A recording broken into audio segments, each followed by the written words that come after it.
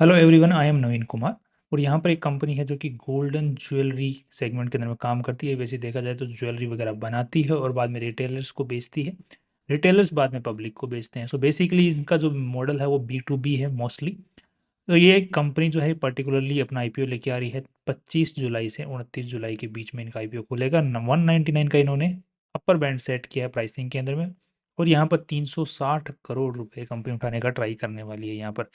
Next यहाँ पर जो पूरी वैल्यू लगाई जा रही है इस पूरी कंपनी की वो है 1434 करोड़ रुपए। सो ठीक ठाक वैल्यू यहाँ पर लगाई जा रही है। और मेन बोर्ड कंपनी का ये आईपीओ निकलने वाला है। कंपनी का जो मेन नाम है वो है शांति गोल्ड इंटरनेशनल लिमिटेड।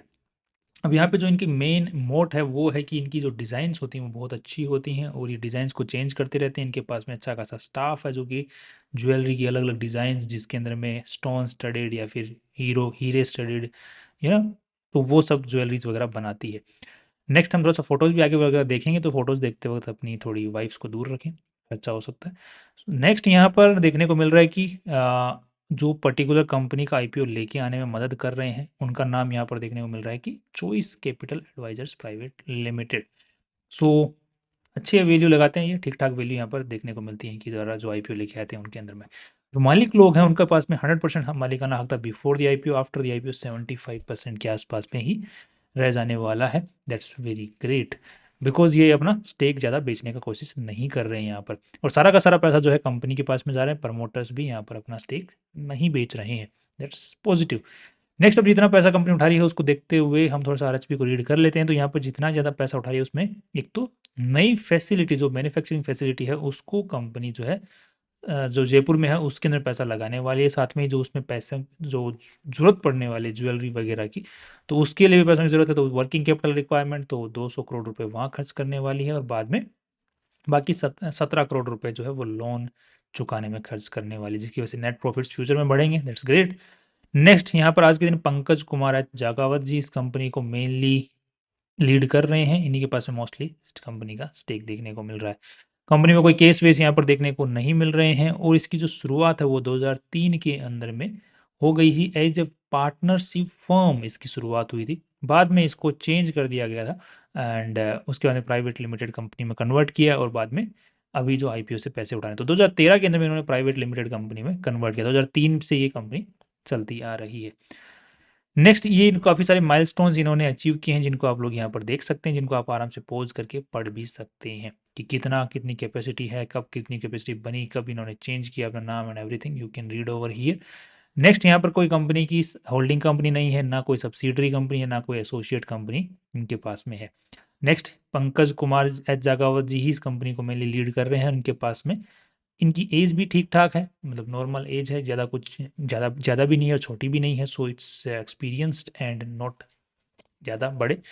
एंड दूसरी कंपनीज के अंदर में भी इनका जो है स्टेक देखने को मिल रहा है जो कि ऑलरेडी लिस्टेड कंपनी। अगर आप लोग यहाँ पर चेक करते हैं तो उत्सव सीजेड गोल्ड ज्वेल्स इस पर्टिकुलर कंपनी के अंदर में ऑलरेडी ये डायरेक्टरशिप होल्ड करते हैं जो कि ऑलरेडी लिस्टेड। सो इनको एक्सपीरियंस है मार्केट के अंदर में किस तरीके से कंपनियाँ चलती हैं उस चीज़ का।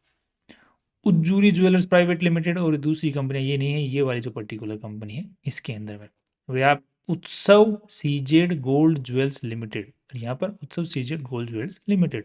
सो कोई भी नाम में फर्क नहीं, दैट मीन्स की ये कंपनी के अंदर डायरेक्टरशिप होल्ड करते हैं। नेक्स्ट, यहाँ पर देखने को मिल रहा है कि कंपनी इनके पास में जो टोटल एक्सपीरियंस है मैन्युफैक्चरिंग के वो 21 ईयर्स का है। That's very great. और यहाँ पर सैलरी जो है ये लगभग 1 मिलियन 10 लाख रुपए की 12 लाख रुपए की पर मंथ सैलरी उठाने वाले हैं इस पर्टिकुलर कंपनी से इन दी कमिंग ईयर्स। नेक्स्ट, ये जो लोगो जो कंपनी यूज करती है that is registered in the companies name. और यहाँ पर काफ़ी सारी प्रॉपर्टीज जो कि आप लोग को देखने मिल रही होंगी, ये लीज होल्ड पर ली हुई प्रॉपर्टीज इनकी हैं जो कि इनकी ब्रांच ऑफिसेज हैं। राइट, ये ऑफिसेज हैं, ब्रांच ऑफिसेज, ये मैन्युफैक्चरिंग फैसिलिटी नहीं है। मैन्युफैक्चरिंग फैसिलिटी ये वाली है इनकी, राइट, जो कि महाराष्ट्र मुंबई के अंदर और दूसरी ये जयपुर के अंदर में अभी खोल रहे हैं जिसमें एक खर्चा करने वाले इस आईपीओ के पैसों से उठाने के बाद में। राइट, ये सारी प्रॉपर्टीज जो है ये कंपनी द्वारा ओन्ड है, इनको आप लोग यहाँ पर देख सकते हैं। ऊपर वाली जो प्रॉपर्टीज जो आपने देखी थी वो सब लीज के ऊपर में थी।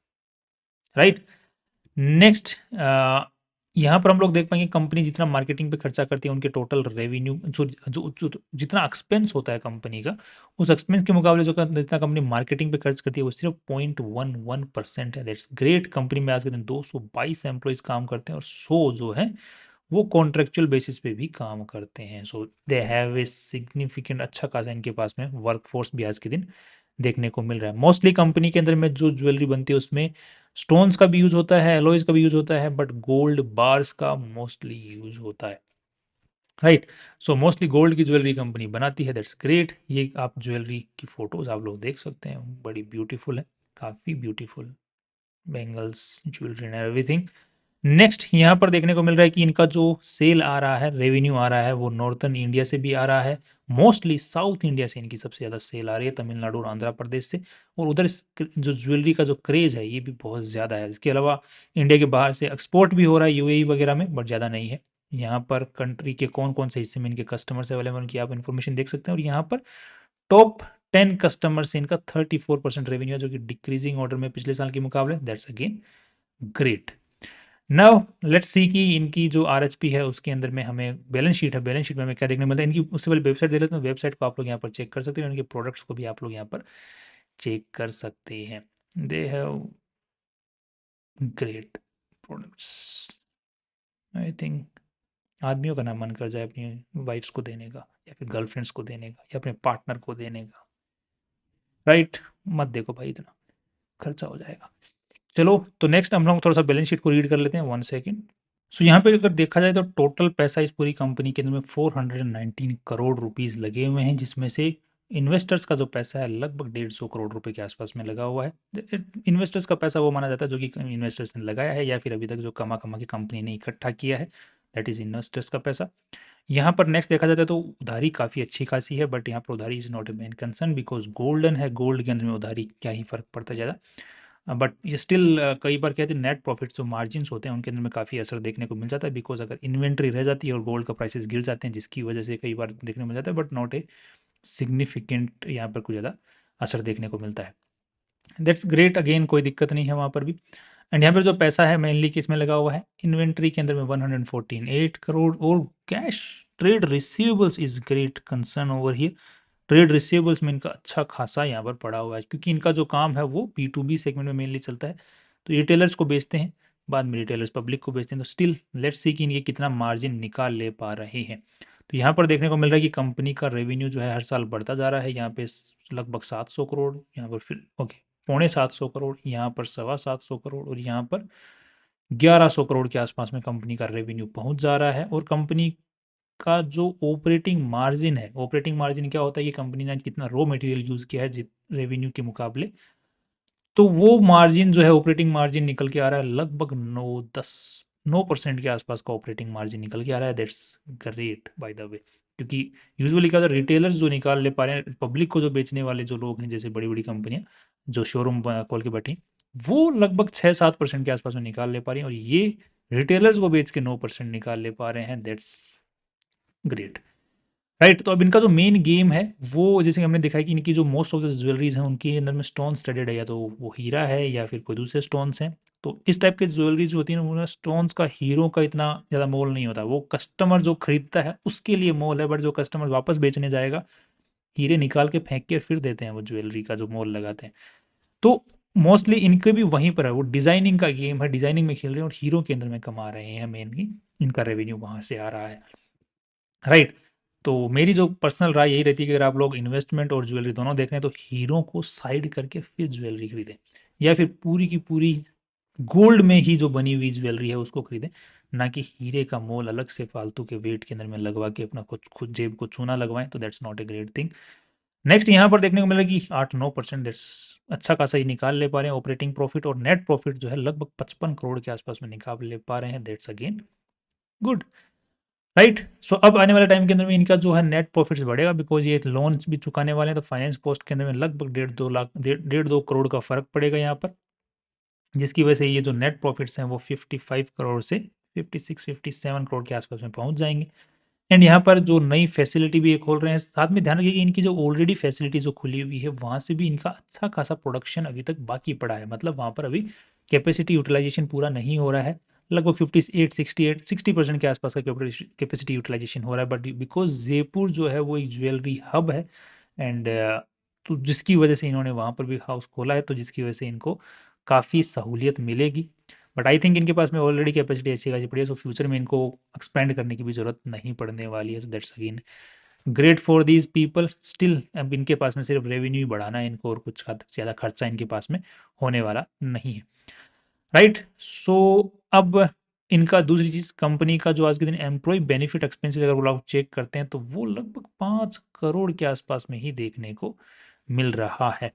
रग 5-6 करोड़ की जस्ट तो इनकी ज़्यादा जो है एम्प्लॉय बेनिफिट एक्सपेंसेस बहुत ही कम देखने को मिल रहे हैं, जबकि इतनी बड़ी वर्कफोर्स है ये साले इतना सस्ता काम करवा रहे हैं। मेरे को समझ में नहीं आ रहा, मुझे लग रहा है कि ये किसी और से जो है बनवा रहे हैं, और बाद में जो, क्योंकि आर्टिशियंस जो होते हैं वो अलग अलग जगह के ऊपर में होते हैं अच्छे खासे, तो I think they are just designing and then getting those design manufactured, and then एक बीच में कमीशन कमा रहे हैं। ये भी इनका आई थिंक बिजनेस मॉडल है। बिकॉज एम्प्लॉयज़ की अगर 200 एम्प्लॉयज़ अगर 100 कॉन्ट्रैक्ट के ऊपर में और काम करें, तो लगभग इतने एम्प्लॉयज़ को अगर 6 करोड़ रुपये साल का खर्चा हो, तो वो यार थोड़ा जचने वाली बात तो नहीं है, कोर्स सी बात है। तो ये थोड़ा सा मेरे को रेड सिग्नल यहाँ पर नज़र आ रहा है थोड़ा सा, बट स्टिल लेट्स सी।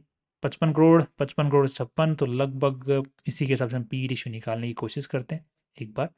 तो 1434 करोड़, 1 सेकेंड, एंड 55, सो 26 का पी रेशियो निकल के आ रहा है।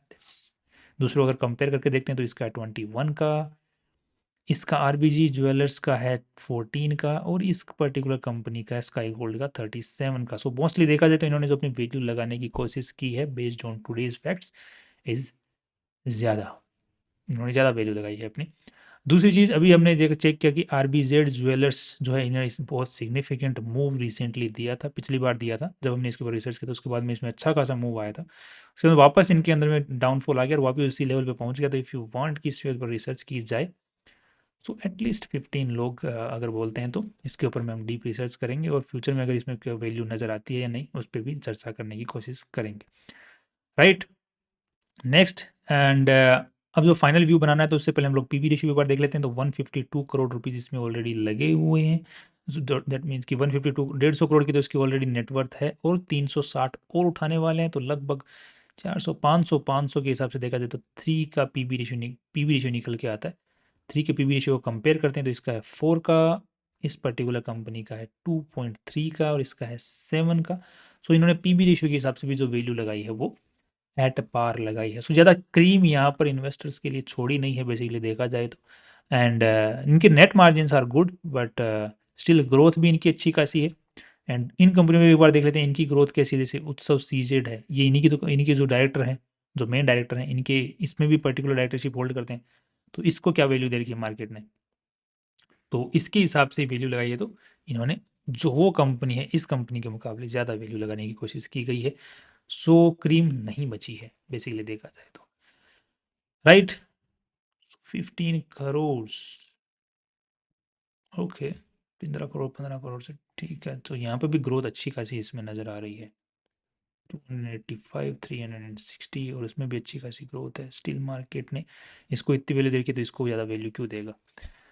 So that's all from my side. So I am positive in this particular company in the long run, but not in the short run. And listing इनकी ज़्यादा उम्मीदें नहीं है, बट एक बार स्टिल हम लोग जो है जीएमपी के ऊपर नज़र रख सकते हैं। जीएमपी के अंदर में अगर अच्छी वैल्यू नज़र आती है तो लिस्टिंग इनके लिए ले सकते हैं, but long term is good for this company, क्योंकि स्टैब्लिश्ड कंपनी है, अच्छा खासा काम कर रही है, डिज़ाइनिंग पे फोकस कर रही है, एंड इनके पास मैन्युफैक्चरिंग फैसिलिटी अच्छी खासी पड़ी हुई है।